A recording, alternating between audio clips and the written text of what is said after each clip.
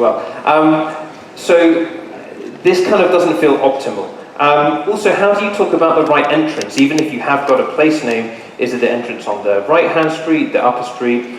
This is confusing. If you're abroad, it has its own problems.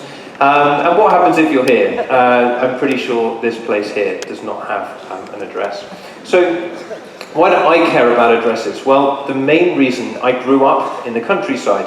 And if you put my street and you type that in on your smartphone, you will actually get here to a cow, not to my house. Now that annoys me, but what was actually worse was working in the music business, which I did for 10 years. And what people don't necessarily know about musicians is that they spend a lot of time getting lost. Every time we organised a concert, you had to get to like the back entrance of somewhere. In fact, this building's a good example. The place out the back has no address. And this dominated my life with musicians. So what I wanted to do was try and fix it. I was going to introduce latitude and longitude to be the solution.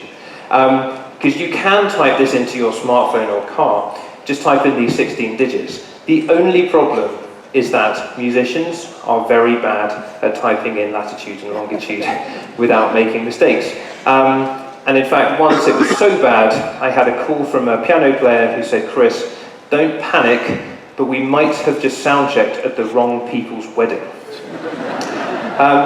So this felt not optimal. So I talked about this problem with a mathematician friend of mine, and I was like, how can we make latitude and longitude really, really simple? So we came up with this idea. We said if we take the whole world and we divide it up into 3 meter by 3 meter squares, we can actually name every single 3 meter square in the world with 3 words. So you've got enough combinations of 3 words, about 64 trillion, to name every 3 meter square in the world. Does that make sense? So what we then did is made this system. We said, okay, well this square can be called gazed across like, and we've been around the whole world, including the oceans, and named every square. So what this means is that if you are in the desert, you can now refer to this place as spruced, toiled, fabricate. It means if you're in, I don't know, Morocco, going somewhere on holiday, well, you can find the entrance at slipping ballroom refrain for that 3 meter square. If you have a stadium and you need to find car park 4 or entrance B, well, you now have lots of 3-word addresses. So, given that we've gone around the world and done this, there's actually a way you can find out your 3-word address. We have an app. It's called What 3 Words. You can search for it, download it, and you can find what we've named your front door. And your front door has 3 words, your back door has 3 words, and you can't change them. They are totally fixed. And just to be clear, we have not just done this in English, we've done it in 26 languages, including Spanish. So your front door has 3 Spanish words, 3 English words, and you can find out what they are.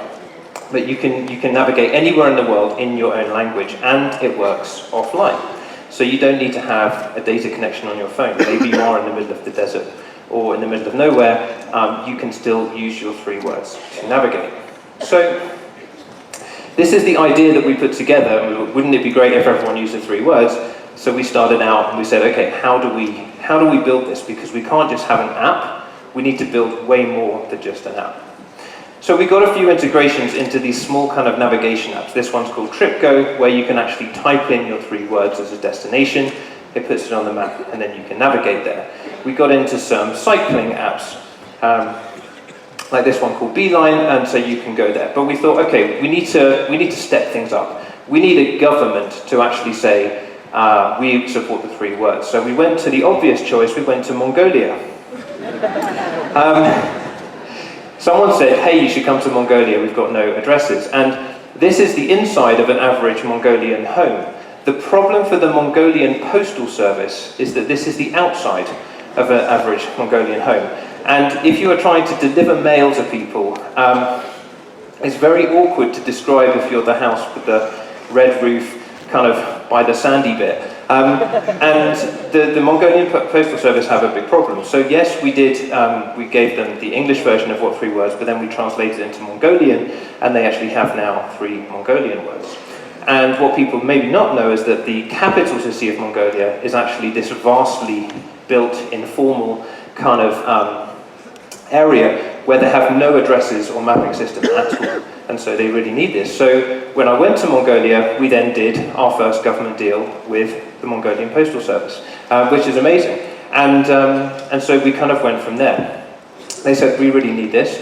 And what they now do is they go to people's homes, door to door, and they give them stickers. They write down the 3 words in Mongolian, and they say, these are your 3 words, put it on an envelope, and we will make deliveries. What we then do is we have an app for iPads, which then scans the 3 words, so that they then know how to sort mail, and they can take it to the right places. The delivery drivers have another app, they can put the 3 words in, and it then lets them deliver mail to homes very accurately.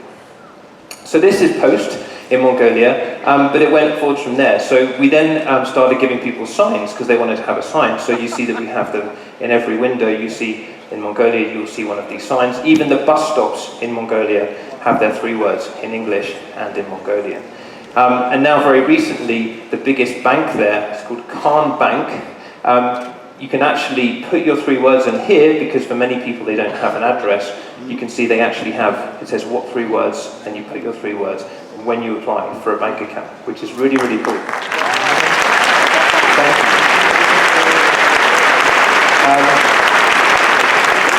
So this is where it began with government. Now we're working with about 6 governments now, in totally different ways.